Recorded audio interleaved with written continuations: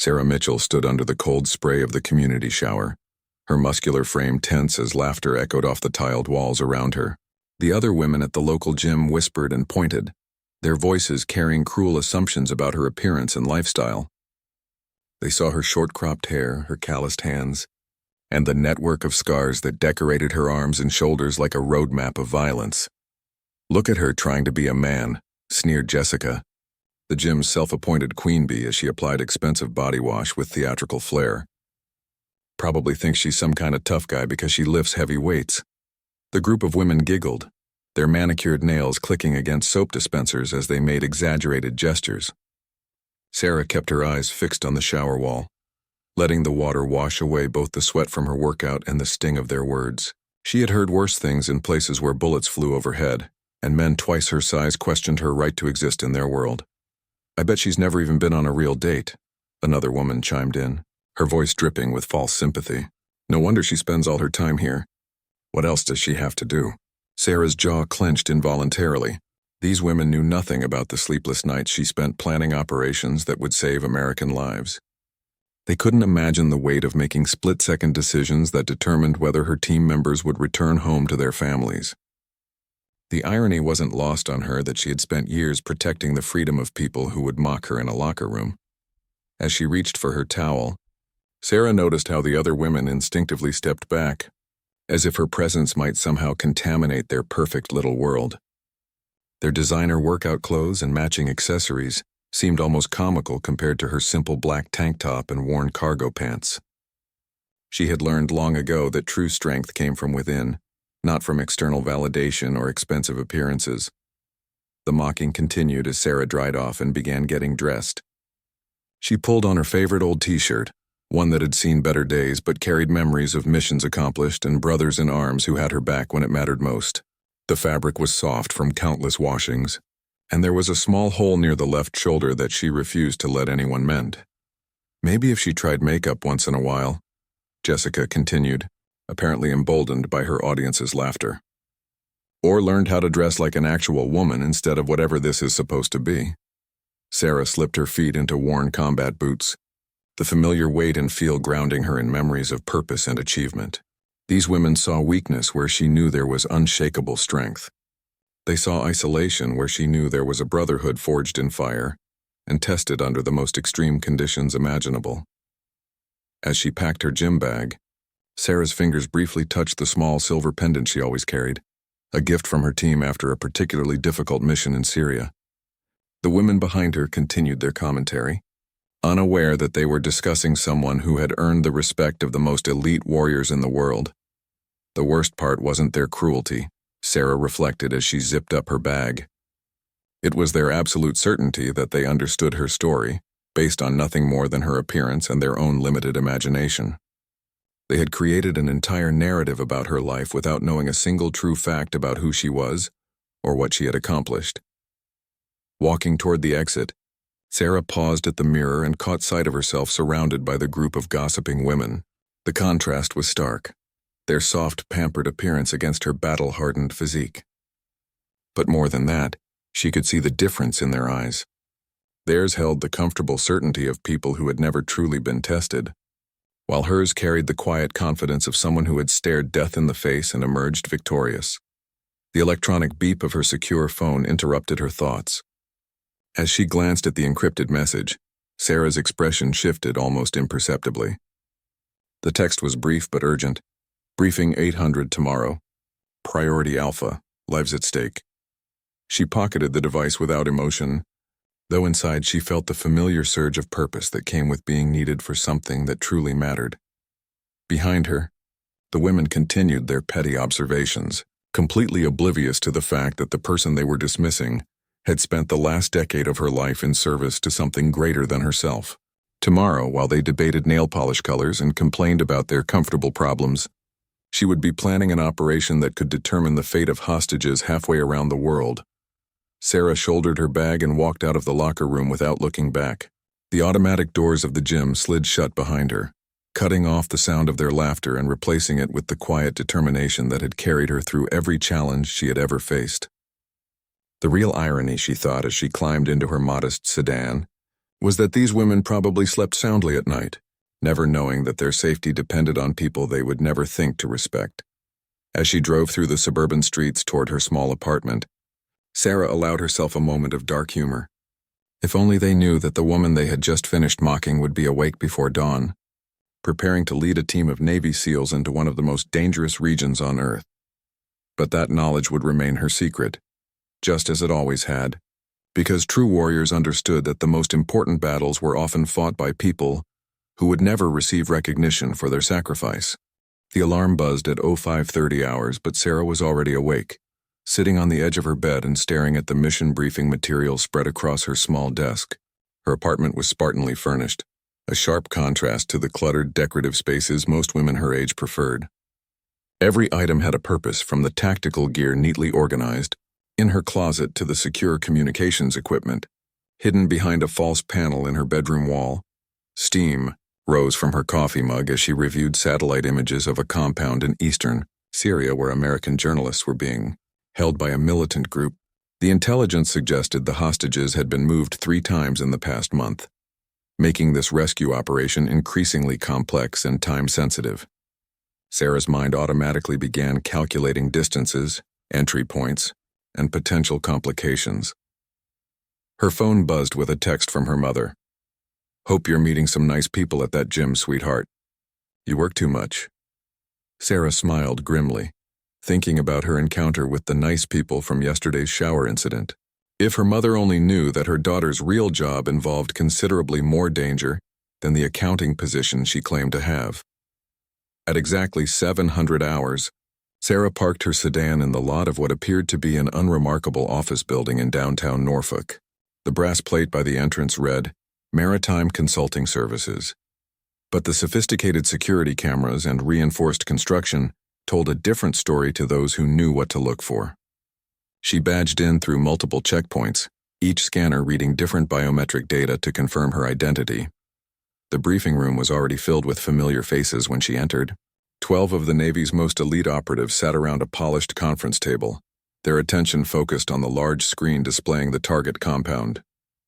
These men had seen combat in every major theater of operations over the past decade, and each one looked to Sarah with the respect that came from proven leadership under fire. "Good morning, Commander Mitchell," said Captain Reynolds, the base commander who had personally recruited her 5 years earlier. "I trust you've had a chance to review the preliminary intelligence package." "Commander?" The women at the gym would have laughed even harder if they had known her actual rank. Sarah nodded as she took her position at the head of the table, her transformation from mocked gym member to military leader complete and seamless. When she spoke, her voice carried the quiet authority that had been earned through years of successful operations. "The hostages were moved to Grid Charlie 7 approximately 18 hours ago," she began, using a laser pointer to highlight locations on the aerial photograph. "Intelligence suggests the militants are planning to relocate them again within the next 48 hours, which gives us a narrow window for extraction." Petty Officer Martinez, a 20-year veteran with arms like tree trunks, leaned forward with complete attention. 6 months ago, Sarah had pulled him from a burning helicopter in Afghanistan, and he would follow her into hell without question. "What's our approach vector, Commander?" Sarah clicked to the next slide, showing detailed topographical maps and infrastructure layouts. "We'll insert via halo jump at 0200 tomorrow, landing here in the valley approximately 2 clicks from the target. The compound has 3 buildings, with the hostages likely being held in the central structure, based on heat signature analysis." The room fell silent as she outlined the plan with military precision. These seasoned warriors, who had initially been skeptical about taking orders from someone who looked like she belonged in a college classroom rather than a combat zone, now hung on her every word. They had learned through experience that her strategic mind and unshakable composure under pressure made the difference between successful missions and body bags. "Bravo team will approach from the east while Alpha takes the western route," Sarah continued, her finger tracing paths on the map. "Charlie team maintains overwatch from this ridgeline. We neutralize sentries simultaneously at 0347 hours and breach on my signal." Staff Sergeant Williams, whose own daughter was the same age as one of the kidnapped journalists, raised his hand. "Commander, what's our extraction timeline if things go sideways?" Sarah's expression didn't change, but everyone in the room could see the wheels turning behind her calm exterior. Contingency planning shows 3 possible scenarios. If we encounter heavy resistance, we have helicopter support standing by at these coordinates. If air extraction becomes impossible, we have ground vehicles positioned along these escape routes. The questions continued for another hour, each one answered with the thorough preparation and tactical expertise that had made Sarah's team the most requested unit for high-risk operations. When someone asked about potential casualties among the hostages, her jaw tightened almost imperceptibly, the only sign of the emotional weight she carried with every decision. As the briefing concluded, the SEALs began filing out to prepare their equipment and review individual responsibilities. Several stopped to shake Sarah's hand or clap her shoulder, gestures of respect and confidence that meant more to her than any medal or commendation ever could. These men knew her worth because they had seen her prove it when everything was on the line. Captain Reynolds lingered after the others had left, closing the door behind him. "Sarah, I want you to know that Admiral Peterson specifically requested you for this mission. When they told him about the complexity and political sensitivity, your name was the first one he mentioned." Sarah nodded, but her mind was already shifting to the dozens of details that needed attention before tomorrow's operation. Equipment checks, weather reports, intelligence updates. Each element crucial to bringing everyone home alive. The contrast between her current environment and yesterday's gym humiliation felt almost surreal. Walking to her car that evening, Sarah passed a newsstand where headlines screamed about the kidnapped journalist and their families' desperate pleas for government action. She paused, knowing that by this time tomorrow those headlines would either celebrate a successful rescue or mourn a tragedy. The weight of that responsibility settled on her shoulders like familiar armor. Her phone buzzed with another message from her mother. "Dad and I are so proud of our little accountant. Love you, sweetheart." Sarah typed back a quick response, maintaining the fiction that protected both her family and her mission. Some secrets were worth keeping, especially when lives depended on them remaining hidden from the comfortable, safe world where women mocked each other in gym showers. The cargo plane's engines hummed steadily at 30,000 feet above the Mediterranean Sea as Sarah checked her equipment one final time. Around her, 11 elite Navy SEALs performed the same ritual, their movements precise and practiced despite the mission's complexity. The red light near the jump door cast everything in an ominous glow, but Sarah felt the familiar calm that always descended on her before combat operations. "Oxygen check," she called out, her voice cutting through the engine noise. Each team member confirmed their breathing apparatus was functioning properly. At this altitude, a faulty oxygen system meant death within minutes. Sarah watched each man's face, reading the subtle signs of readiness that came from years of working together under extreme conditions. Petty Officer Davis, the team's youngest member at 24, shifted nervously in his harness. This was only his second high-altitude insertion, and Sarah could see the mixture of excitement and fear in his eyes. She moved closer, placing a gloved hand on his shoulder in a gesture that somehow conveyed both authority and reassurance. "Remember your training, Davis," she said quietly. "Trust your equipment, trust your team, and trust yourself. We've done this 100 times in training. Tonight is just another training exercise that happens to matter more." The young SEAL nodded, his breathing steadying as Sarah's confidence transferred to him. This was leadership in its purest form, not the kind taught in textbooks, but the kind forged through shared danger and mutual dependence. The other team members watched this interaction with approval, knowing that Sarah's ability to keep everyone focused could mean the difference between success and catastrophe. 10 minutes to drop zone," announced the crew chief, his own nervousness barely concealed. Even the Air Force personnel responsible for getting them to the target understood the stakes involved. 3 American journalists had been held for 6 weeks, and intelligence suggested their captors were growing increasingly unstable. Sarah activated her tablet, reviewing the mission timeline one last time. The satellite imagery showed the compound exactly as briefed, with heat signatures indicating guard positions and probable hostage locations. Weather conditions were optimal, with clear skies and minimal wind that would make the parachute insertion more predictable. "Final equipment check," she ordered, beginning the process that would ensure no one jumped with faulty gear. Each SEAL inspected his partner's parachute, weapons, and communication equipment. Sarah felt hands checking her own gear. the familiar ritual building the trust that would be essential once they were on the ground. Martinez caught her eye and nodded toward the mission photos taped to the aircraft's wall. "Commander, you really think they're keeping all 3 hostages in that central building?" Sarah studied the images again, her tactical mind weighing possibilities against probabilities. "The heat signatures suggest that's our best guess, but we maintain flexibility. If they've been moved, we adapt and overcome. That's what we do." The crew chief held up 5 fingers, indicating 5 minutes to jump. Sarah felt her heart rate increase slightly. Not from fear, but from the anticipation that came with knowing everything she had trained for was about to be put to the ultimate test. Behind her professional calm, she carried the weight of responsibility for both her team and the innocent people depending on their success. "Remember," she called out as the team stood and hooked up to the jump line, "we go in quiet, neutralize threats efficiently, and extract with all hostages accounted for. No heroes, no improvisation. We stick to the plan and everyone goes home." The cargo door opened with a mechanical whine, revealing the star-filled sky above Syria. The jump master checked wind conditions one final time while Sarah reviewed the navigation data on her wrist-mounted GPS. Below them, somewhere in the darkness, 3 American citizens waited for rescue without knowing that help was literally falling from the sky. 2 minutes, the crew chief announced, his voice barely audible over the rush of wind through the open door. Sarah moved to the front of the jump line, her team forming behind her with the precision of a ballet troupe. Each man knew his position, his responsibility, and his role in the carefully choreographed operation that would unfold once they reached the ground. The red light switched to amber, indicating 1 minute to jump. Sarah's mind shifted into the hyper-aware state that combat veterans recognized as being in the zone. Every sense heightened, every detail became crucial, and the comfortable world of suburban gyms and petty social cruelties seemed like something from another lifetime. Her secure radio crackled with the voice of the mission controller back at base. "Archer team, you are cleared for insertion. Weather conditions remain optimal. Target compound shows no change in activity patterns. Good hunting." Sarah keyed her microphone. "Archer team copies. Initiating insertion now."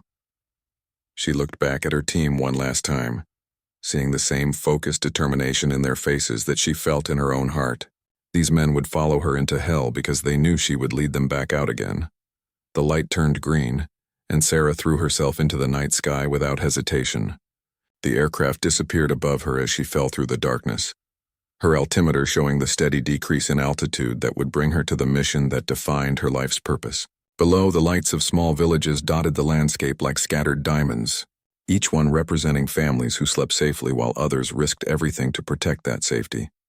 At exactly the right altitude, Sarah's parachute deployed with a soft crack of fabric, and she felt the familiar jerk as her descent slowed to a controllable glide. Around her, 11 other chutes blossomed in the darkness, each one carrying a warrior toward a mission that would either end in triumph or tragedy. There was no middle ground in their world, no participation trophies or second chances. As she guided her parachute toward the landing zone, Sarah thought briefly about the women who had mocked her in the gym shower just 2 days earlier. They were probably sleeping peacefully in their comfortable beds, never imagining that the woman they had dismissed was now floating through a foreign sky, preparing to risk her life for people she had never met. The irony was almost amusing, but Sarah's mind quickly refocused on the task ahead. Personal vindication was a luxury she couldn't afford when lives hung in the balance. Sarah's boots touched Syrian soil at exactly 0203 hours, her landing as silent as falling snow despite the rocky terrain. Around her, the other team members materialized from the darkness like ghosts, each one immediately beginning the practiced routine of securing and hiding their parachutes. The night air carried the scent of desert sage and distant cooking fires, reminders that civilian families lived their daily lives just kilometers from where this life-or-death drama would unfold. Within 90 seconds, the entire team had assembled at the predetermined rally point, a cluster of ancient olive trees that provided both concealment and a clear view of their target. Sarah activated her night vision goggles and studied the compound through high-powered binoculars, comparing what she saw with the intelligence photos she had memorized during the flight. Confirmed. 2 sentries on the eastern wall, whispered Staff Sergeant Williams through the team's secure communication system.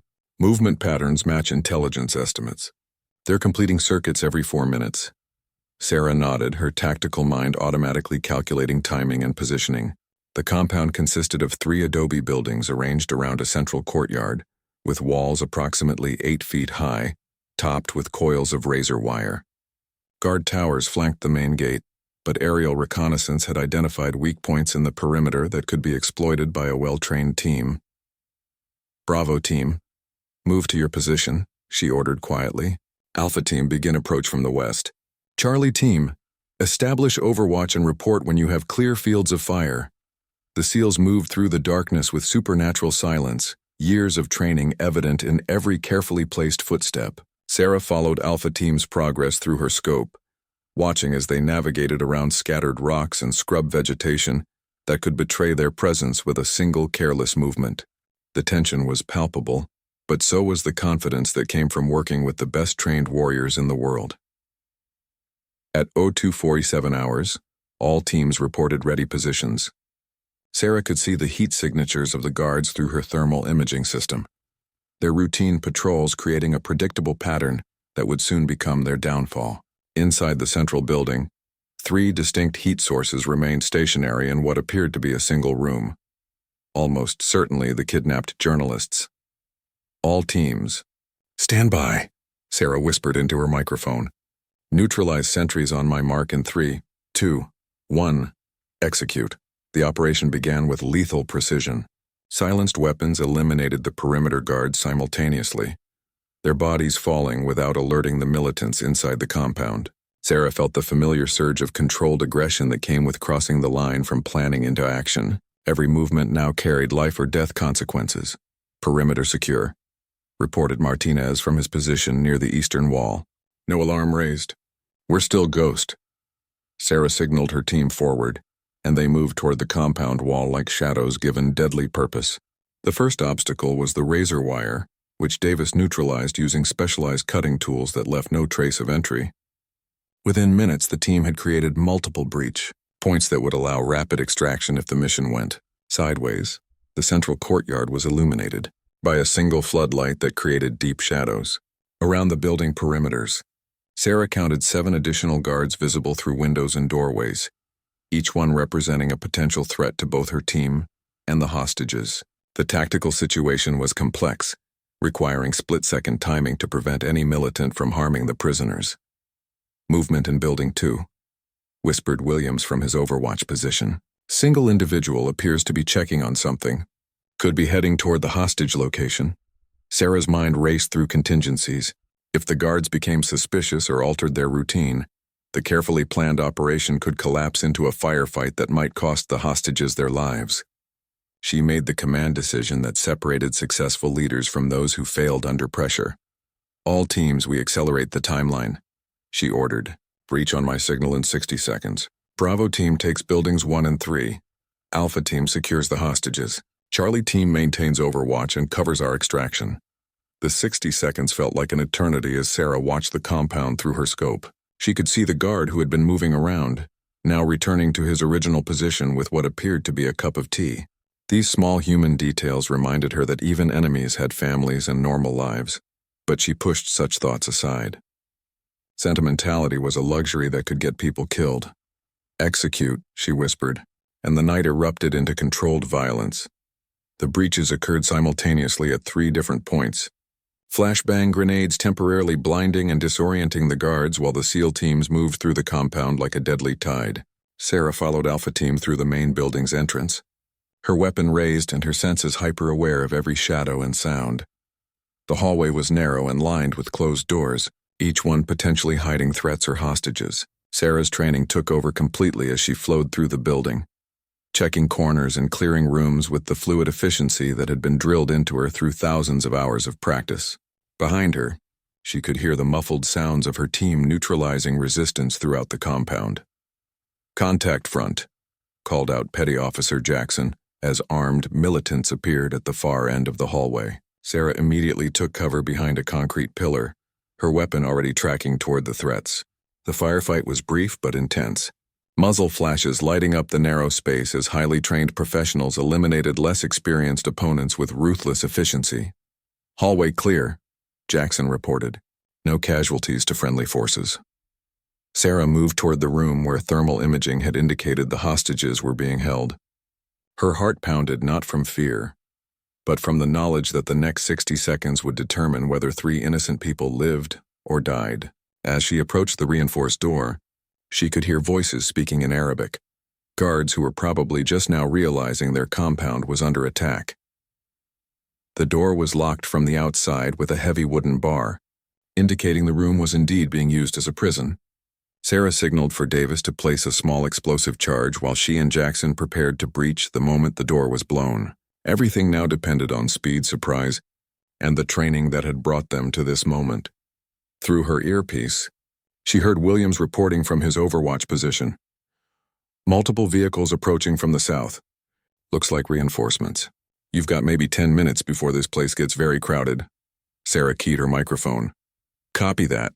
Beginning hostage extraction now. She looked at her team members, seeing the same focused determination in their faces that had carried them through dozens of successful missions. In the next few minutes, they would either achieve their objective or die trying. There was no third option in their world. The explosive charge detonated with a sharp crack, blowing the reinforced door inward and filling the hallway with smoke and debris. Sarah moved through the breach before the dust settled, her weapon trained on 2 armed guards who were reaching for their rifles in confusion and panic. Her shots were precise and lethal, neutralizing both threats before they could endanger the hostages huddled in the corner of the small room. Friendlies. American military, she called out as she scanned the room for additional threats. 3 figures crouched against the far wall, their hands covering their heads in terror. Even in the dim light, Sarah could see they were Americans. 2 men and 1 woman, all showing signs of prolonged captivity, but apparently uninjured. We're here to take you home, Sarah said, her voice cutting through their fear with calm authority. I'm Commander Mitchell, United States Navy.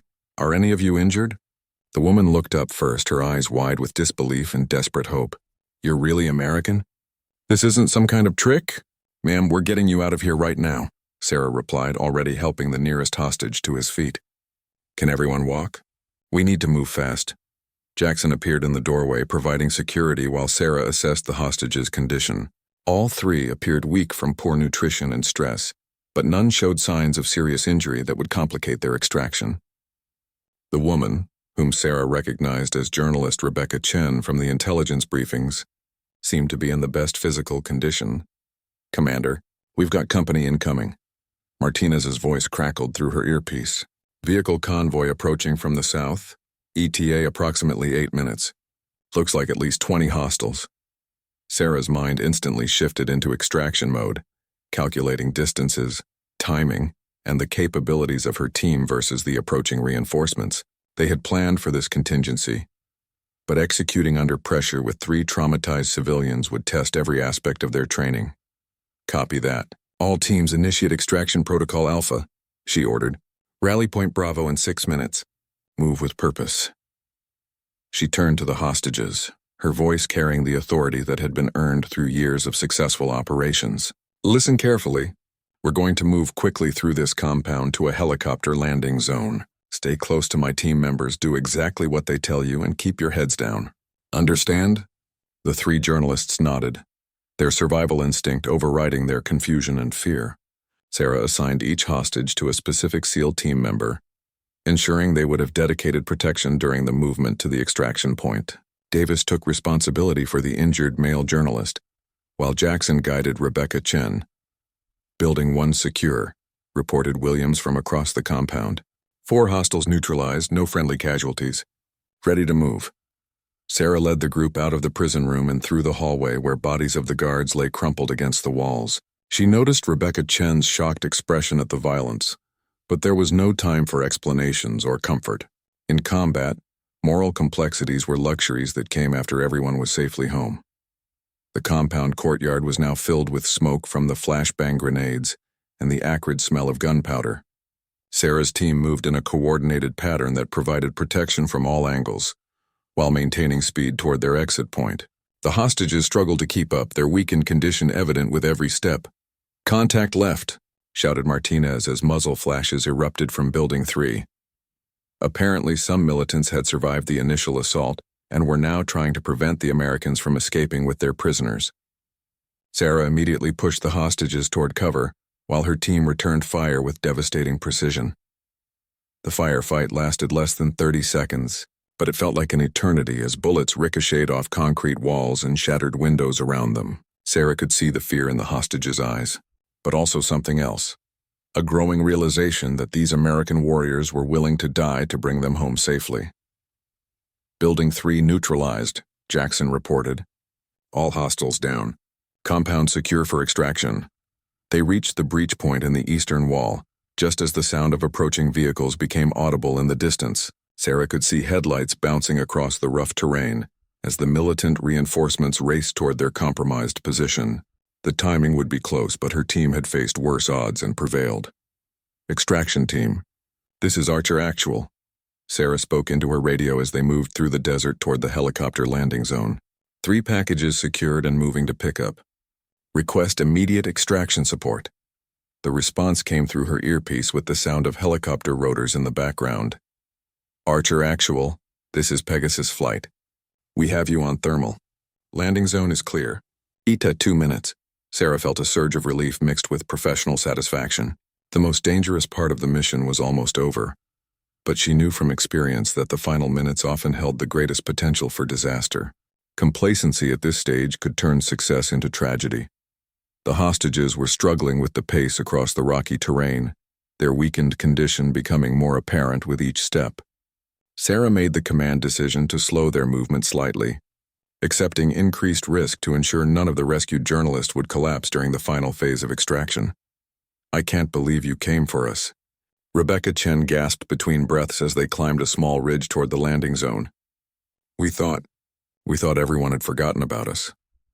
Sarah glanced at the young woman, seeing something of herself in the determination that had kept Chen alive through weeks of captivity. We never leave people behind, she replied simply. That's not who we are. The distinctive sound of Black Hawk helicopters grew louder as they approached the designated extraction point. Sarah could see the aircraft silhouetted against the stars, their pilots maintaining precise positions despite the challenging terrain and hostile environment. These aviators were risking their own lives to complete the rescue, part of the same brotherhood that defined every aspect of special operations. Behind them, the compound was now fully ablaze as the militant reinforcements discovered what had happened to their prisoners and guards. Sarah could see vehicle lights spreading out across the landscape as their enemies began a desperate search for the escaped Americans. Time was running out, but they were so close to success that she could almost taste it. Pegasus Flight. Archer Actual is at the landing zone with 3 packages, she reported as the lead helicopter settled onto the desert floor. Ready for immediate extraction. The crew chief's voice came through her headset. Roger, Archer Actual. Load your people and let's get out of here. We've got hostile vehicles converging on our position from multiple directions. The Black Hawk lifted off with all passengers secure just as tracer rounds began cutting through the air around the landing zone. Sarah watched through the aircraft's window as militant vehicles converged on their former position, their headlights creating a chaotic light show in the desert darkness. The extraction had succeeded with minutes to spare, but the sight below reminded her how thin the margin between success and catastrophe always remained in their world. Rebecca Chen sat across from Sarah in the helicopter's cramped interior, her eyes wide with a mixture of exhaustion and amazement as she watched the Navy SEALs who had risked everything to save her life. The other 2 journalists were receiving medical attention from the aircraft's medic, but their relief was palpable as they realized they were truly free after 6 weeks of captivity. Commander? Rebecca shouted over the rotor noise. I need to ask you something. How did you? You don't look like what I expected from a special operations leader. Sarah almost smiled at the familiar assumption. Even after being rescued by her team, people still struggled to reconcile her appearance with her capabilities. What did you expect? She asked, genuinely curious about the journalist's preconceptions. I guess someone more like the movies? You look like you could be teaching at a university or working in an office somewhere. The irony wasn't lost on Sarah. Rebecca Chen was an experienced war correspondent who had covered conflicts around the world. Yet she still carried the same assumptions about female warriors that plagued Sarah's everyday life. It was a reminder that perception and reality often existed in completely different universes. The best operators usually don't look like movie stars, Sarah replied. We're selected for our minds and our determination, not our appearance. The enemy makes the same mistake you're making right now, and that gives us an advantage.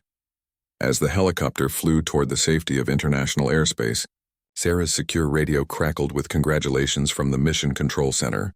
Admiral Peterson's voice cut through the static. Outstanding work, Archer team. Clean extraction, zero friendly casualties, all objectives achieved. You've made the Navy proud. Sarah keyed her microphone. Thank you, sir. Couldn't have asked for a better team. These SEALs performed flawlessly under pressure. She looked around the aircraft at her team members, seeing the quiet satisfaction that came with a perfectly executed mission. These warriors would return to their families and their normal lives, carrying the knowledge that they had made a difference when it mattered most. Tomorrow they would read about the rescue in newspapers without anyone knowing their role in bringing 3 Americans home safely. The flight back to the carrier lasted 3 hours, during which Sarah watched the rescued journalists slowly transform from traumatized captives back into the confident professionals they had been before their ordeal. Rebecca Chen spent much of the flight asking questions about the mission and the team, her reporter's instincts overcoming her exhaustion. "Can I interview you for a story?" she asked as they approached the carrier. "I think people need to know about women in special operations. Your story could inspire others." Sarah shook her head gently. "My story stays classified just like my identity. But you can write about the fact that the military's best warriors come in all different packages. People need to understand that heroism doesn't have a specific appearance." As the helicopter touched down on the carrier's flight deck, Sarah felt the familiar mixture of relief and emptiness that followed successful missions. The adrenaline was fading, replaced by the knowledge that somewhere else in the world, another crisis was probably developing that would require her team's unique skills. The debriefing process took 6 hours, during which every aspect of the mission was analyzed and documented for future reference. Sarah's tactical decisions were reviewed and praised, particularly her ability to adapt the timeline when circumstances changed. The operation would become a case study in special operations schools, though her name would remain classified. 3 days later, Sarah found herself back at the same gym where this story had begun, following her normal workout routine as if nothing had changed. The same group of women occupied the shower area. Their conversation focused on weekend plans and minor social dramas that seemed almost surreal after her recent experiences in Syria. "Look, there's our favorite wannabe soldier," Jessica whispered loudly enough for Sarah to hear. "I heard she missed 3 days this week. Probably couldn't handle a real workout schedule." Sarah continued washing her hair, listening to their familiar mockery with a different perspective. While they had been debating restaurant choices and shopping plans, she had been pulling American citizens from a terrorist compound halfway around the world. The contrast was so stark it was almost amusing. "I bet she spends her evenings playing video games and pretending to be tough," another woman added, her voice dripping with manufactured superiority. "Some people never grow out of their action movie fantasies." This time Sarah turned to face them directly, her expression calm but unmistakably confident. "You're absolutely right," she said quietly. "I do spend a lot of time playing games and pretending. It's amazing what people can convince themselves they know about other people's lives." The women seemed surprised by her direct response, having grown accustomed to her previous silence. Jessica recovered first, her voice taking on a defensive edge. "Well, at least we don't have to pretend to be something we're not. Some of us are comfortable being feminine." Sarah toweled off slowly, considering her response. "Being feminine and being capable aren't mutually exclusive," she said finally. "The strongest people I know understand that real strength comes from character, not appearance. But you'll figure that out eventually." As she walked toward the exit, Sarah noticed Rebecca Chen entering the locker room, having apparently joined the gym during her recovery from the ordeal in Syria. The journalist caught sight of Sarah and smiled with genuine warmth, a recognition that passed completely unnoticed by the other women. "Small world," Rebecca said quietly as she approached her locker. "Funny how you meet the most interesting people in the most ordinary places." Sarah nodded, appreciating the discretion. "Sometimes the most important stories happen where nobody expects them," she replied. "Have a good workout." Walking to her car, Sarah reflected on the strange duality of her existence. Tomorrow, she would receive another classified briefing about another crisis in another part of the world. She would plan another operation with her team of elite warriors, risking everything to protect people who would never know her name or appreciate her sacrifice. But tonight, she would go home to her modest apartment, heat up a simple dinner, and watch the evening news report about the successful rescue of 3 American journalists from Syrian militants. The reporters would speculate about the heroic special operations team that had carried out the mission, never imagining that one of those heroes had been mocked in a gym shower just days earlier. As she drove through the suburban streets, Sarah allowed herself a moment of quiet satisfaction. The women at the gym would continue their petty judgments and comfortable assumptions, never knowing that they shared their safe, predictable world with warriors who guaranteed their freedom to be small-minded and cruel. It was perhaps the greatest irony of all, that those who protected democracy often did so for people who would never understand or appreciate the price of their protection. The next morning, Sarah's secure phone would buzz again with another urgent mission, and she would answer without hesitation, just as she always had. Because that's what real heroes did.